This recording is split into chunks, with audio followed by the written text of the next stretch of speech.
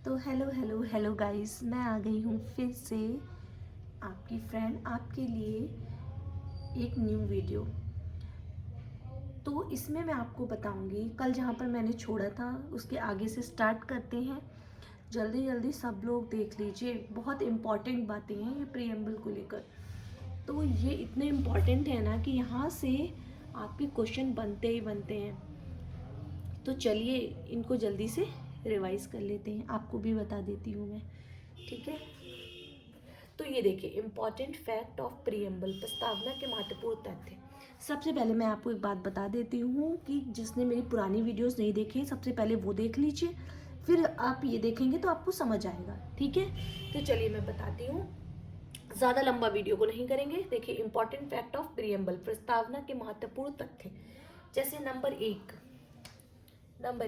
America के संविधान ने पहली बार प्रस्तावना को शुरू किया। ठीक है, ये बहुत ध्यान दीजिएगा। पहली बार किसने शुरू किया? अमेरिका के संविधान ने प्रस्तावना को यानी प्रीएम्बल को शुरू किया। प्रस्तावना नंबर 2, प्रस्तावना का अर्थ है। प्रस्तावना का क्या अर्थ है? प्रीएम्बल का संविधान का परिचय। ठीक है, जैसे मैंने आपको बताया था, कोई भी बुक पढ़ते हैं ना तो उसका इंट्रो देखेंगे तो उसके बारे में जानने में आसानी होगी कि इसमें क्या क्या आया है बुक में। उसी तरीके से अगर हमें संविधान को जानना है, कॉन्स्टिट्यूशन जिसको बोलते हैं उसको जानना है, तो मुझे प्रस्तावना, हम सबको प्रस्तावना जानने की बहुत ज़रूरत है। तो प्रस्तावना का अर्थ है संविधान का परिचय। थर्ड नंबर, संविधान की पहचान पत्र किसने कराई? N.A. पालकीवाला ने दी। ठीक है, ये नेम आप लोग बहुत अच्छे से याद कर लीजिएगा। ठीक है, N.A. पालकीवाला ने संविधान की पहचान पत्र दी। ठीक है, पहचान किसने बताई? N.A. पालकीवाला ने। एंड 4, प्रस्तावना उद्देश्य प्रस्ताव पर आधारित है। जो प्रियम्बल है ना, प्रस्तावना, वो उद्देश्य प्रस्ताव पर आधारित है। ठीक है, आई होप आप लोग समझ पा रहे होंगे।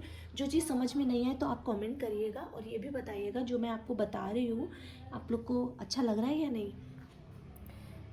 नंबर 5, 13 दिसंबर यानी 13 दिसंबर 1946 को नेहरू द्वारा प्रस्तावित उद्देश्य क्रांति और 22 जनवरी 1947 को अपनाया गया। कुछ समझ में आया आप लोगों को? मैं बताती हूँ। देखिए, 13 दिसंबर 1946 को नेहरू द्वारा प्रस्तावित उद्देश्य जो था, जो उद्देश्य, प्रस्तावना का उद्देश्य जो है, ये प्रस्ताव पर आधारित है। ठीक है, अभी आपने देख लिया। तो ये जो प्रस्ताव हुआ था, तो ये किस पर आधारित है? क्रांति। ठीक है, प्रस्तावित उद्देश्य जो है वो क्रांति का है, जो कि 13 दिसंबर 1946 को नेहरू द्वारा प्रस्तावित उद्देश्य क्रांति किया गया था और 22 जनवरी 1947 को अपनाया गया था इसको। ठीक है, ये बात बहुत ध्यान रखिएगा, इम्पोर्टेंट है। 42वें संविधान संशोधन अधिनियम 1976 द्वारा संशोधित किया गया। ठीक है, 42वें संविधान संशोधन अधिनियम 1976 द्वारा संशोधित किया गया, जिसमें 3 शब्द जोड़े गए। ये गौर करने वाली बात है, जिसमें 3 शब्द जोड़े गए: समाजवादी, धर्मनिरपेक्षता और अखंडता, यानी कि सोशलिस्ट, सेक्युलर, इंटीग्रिटी। ठीक है, ये 3 शब्द जोड़े गए। आई होप आप लोगों को समझ में आया होगा। चलिए इसके आगे मैं आपको बताती हूँ, क्या प्रस्तावना यानी प्रियम्बल संविधान का अंग है या नहीं। चलिए ये जानने की कोशिश करते हैं। तो उम्मीद करते हैं आपको प्रस्तावना के इम्पोर्टेंट तथ्य समझ में आ गए होंगे। तो बिना समय बर्बाद किए हम आगे बढ़ते हैं और देखते हैं क्या प्रस्तावना संविधान का अंग है या नहीं। इसलिए क्योंकि समय आपका भी कीमती है और हमारा भी, तो बिना इसको फालतू बातों के ज़ाया किए हम आगे बढ़ते हैं। ठीक है, चलो। तो क्या प्रस्तावना संविधान का अंग है या नहीं, तो मैं आपको बताती हूँ। फर्स्ट पॉइंट, ठीक है, बेरूबारी यूनियन केस।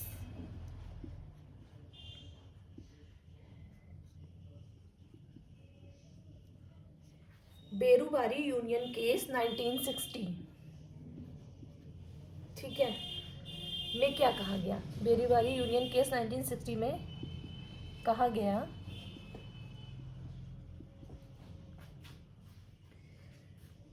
कि प्रस्तावना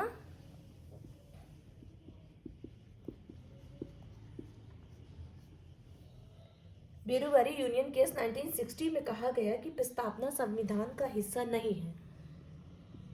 संविधान का हिस्सा नहीं है।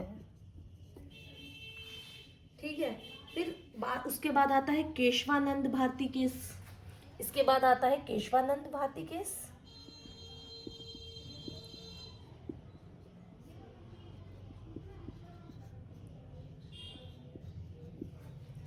नाइनटीन 1973, ये बहुत इंपॉर्टेंट है। ये दोनों चीज़ें ये आप बहुत ज़रूरी याद रखिएगा। बेरीवारी यूनियन केस 1960 में क्या कहा गया कि प्रस्तावना संविधान का हिस्सा नहीं है। केशवानंद भारती केस 1973 में क्या कहा गया कि प्रस्तावना हिस्सा है। क्या कहा गया? प्रस्तावना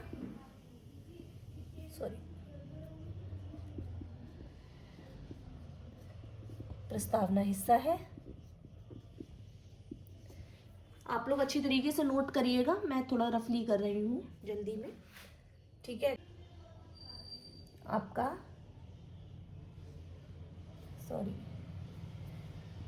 LIC इंडिया केस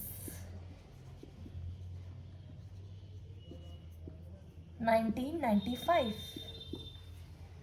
ठीक है, इसमें सुप्रीम कोर्ट ने माना। LIC इंडिया केस 1995 में इसमें सुप्रीम कोर्ट ने माना कि ये संविधान का एक अभिन्न अंग है। प्रस्तावना जो है, क्या माना इन्होंने? प्रस्तावना संविधान का अभिन्न अंग है।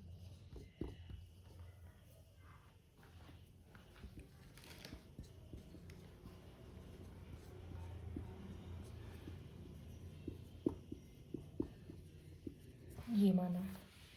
ठीक है, अब प्रस्तावना की संशोधनीयता क्या है ये मैं बताऊंगी इसके आगे। ठीक है, आप चाहें तो इसे नोट कर सकते हैं। अब इसके आगे मैं बताऊंगी प्रस्तावना की संशोधनीयता क्या है। ऐसे तो केस और भी आए हैं, वो आगे चल के आपको बताएंगे, लेकिन अभी प्रियम्बल के लिए आपको ये इम्पोर्टेंट है कि आप इनको याद रखें। ठीक है, तो चलिए आगे मैं आपको प्रस्तावना की संशोधनीयता बताती हूँ। अब मैं बताऊंगी आपको प्रस्तावना की संशोधनीयता। ठीक है, बहुत से बच्चों जो पढ़ रहे हैं उनको पता भी होगा। जिनको पता है ये सब कुछ तो बहुत अच्छी बात है, उनका रिवीजन हो रहा है। और जिनको नहीं पता, एकदम बेसिक से बिगिनर हैं, वो स्टार्ट कर रहे हैं, तो उनके लिए तो बहुत अच्छी बात है ये। इसलिए बिना समय गंवाए आप अपनी तैयारी शुरू करिए। मैं भी कर ही रही हूँ, आप भी करिए। ठीक है, तो चलिए स्टार्ट करते हैं प्रस्तावना की संशोधनीयता। तो आर्टिकल 368, ठीक है, आर्टिकल्स थोड़ा क्लियर लिख देती हूँ, है ना, समझ में आना चाहिए। आर्टिकल 368 के तहत क्या है? प्रस्तावना के किसी भी हिस्से को संशोधित किया जा सकता है। जो आर्टिकल 368 है ना, तो इसके तहत प्रस्तावना के किसी भी हिस्से को संशोधित किया जा सकता है। ये बात आप ध्यान रखिएगा, बशर्ते इस शर्त के आधार पर कि ये बुनियादी विशेषताओं को आहत ना करे। ठीक है, कौन सी शर्त के आधार पर?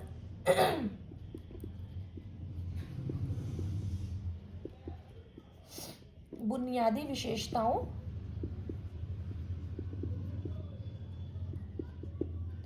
को आहत ना करे।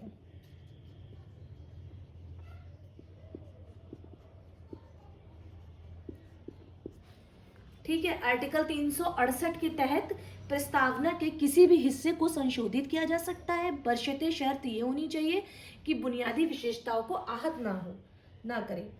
ये जो है 1973 के केशवानंद भारती केस में कहा गया। ये जो है, ये शर्त थी कि बशर्ते, ये किस में कहा गया? 1973 में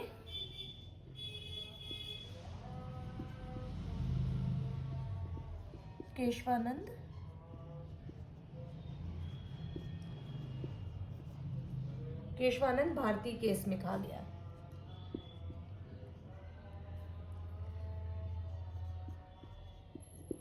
ठीक है, आप लोग समझ गए होंगे। अच्छा, एक चीज मैं आपको और बताती हूँ, तो चलिए स्टार्ट करते हैं। मैं आपको बताती हूँ, दुनिया में 3 प्रकार के कंट्री होते हैं। ठीक है, 3 तरीके के कंट्री होते हैं।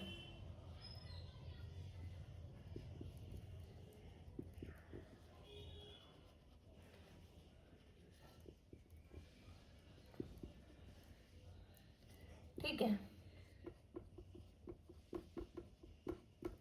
दुनिया में 3 प्रकार के कंट्री होते हैं।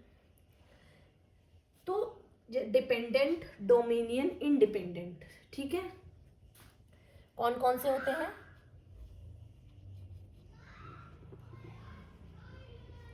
डिपेंडेंट,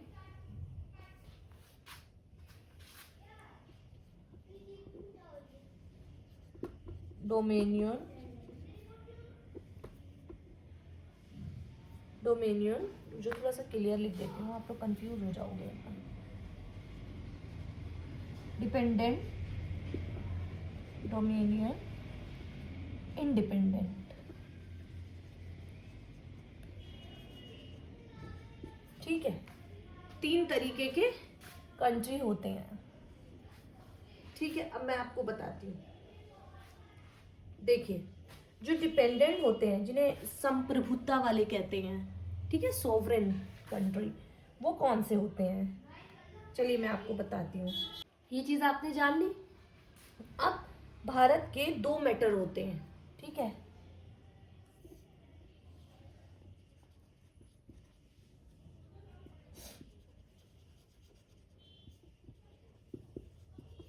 होते हैं। कौन कौन से? Internal, external.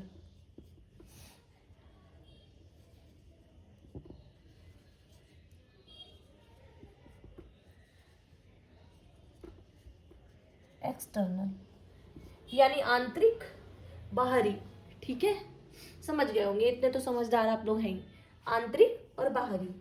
ठीक है, अब मैं आपको बताती हूँ। जैसे अगर कोई देश इन दोनों मैटर को, अगर कोई देश इन दोनों मैटर को खुद से सॉल्व करे, उसको निभा ले, तो वो इंडिपेंडेंट है। ठीक है, समझ गए आप लोग? अगर कोई देश इन दोनों मैटर को खुद से सॉल्व कर लेता है, उसे किसी और कंट्री की हेल्प लेने की जरूरत नहीं पड़ती है, तो उसको इंडिपेंडेंट कहते हैं। ऐसी कंट्री सॉवरेन होती है, कहलाती है, संप्रभुता वाली कंट्री कहलाती है, सॉवरेन। ठीक है, और डोमिनियन कंट्री क्या होता है, मैं आपको बताती हूँ। ये जो है डोमिनियन कंट्री, जो अपने आंतरिक मामले खुद से सुलझा ले, जो अपने ये जो है, जो अपने आंतरिक मामले, ठीक है, मतलब कि इंटरनल, जो अपने आंतरिक मामले, ठीक है, खुद से सुलझा ले, बाहरी मामलों में किसी दूसरी कंट्री से पे डिपेंड हो। ठीक है, आंतरिक मामले तो खुद से सुलझा ले, खुद से, लेकिन जो बाहरी मामले हैं उसमें क्या है, दूसरी कंट्री पे डिपेंड है ये। ठीक है, जो इसके बाहरी मामले हैं उसमें दूसरी कंट्री पे डिपेंड है।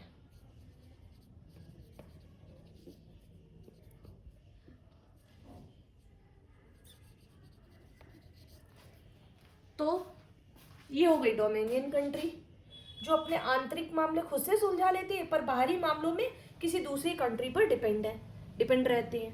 तो ये क्या है, इसे डोमिनियन बोलते हैं। अब आपका आ गया डिपेंडेंट। ठीक है, इंडिपेंडेंट तो मैंने आपको अभी बताया। अगर कोई देश इन दोनों मामलों में, इन दोनों मैटर्स में खुद को, मतलब मैटर्स, दोनों मैटर्स खुद ही सॉल्व कर लेता है, किसी और कंट्री पे डिपेंड नहीं होता है, इसको इंडिपेंडेंट कहते हैं। और सॉवरेन कंट्री भी कहलाता है, ये संप्रभुता वाली कंट्री कहलाती है। ठीक है, तो ये तो आपका ये हो गया। डोमिनियन जो आंतरिक मामले खुद से सुलझा ले, पर बाहरी मामलों पे दूसरी कंट्री पे डिपेंड रहते हैं। डिपेंडेंट ऐसे देश जो आंतरिक और बाहरी दोनों मामलों में किसी दूसरे कंट्री पर है, डिपेंड होते हैं। ठीक है, ऐसे जो आंतरिक, इंटरनल, एक्सटर्नल, ये दोनों मामलों में अदर कंट्री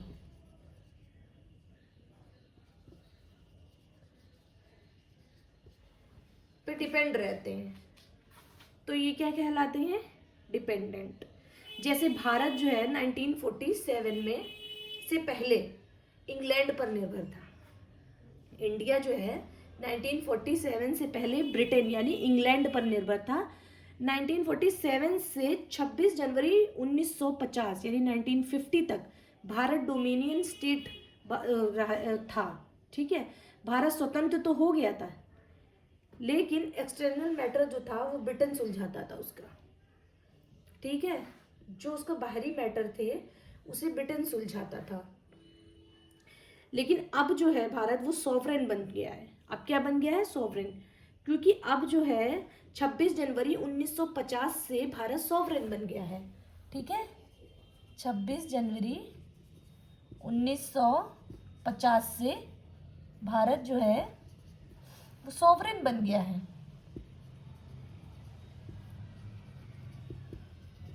पहले क्या था? 1947 से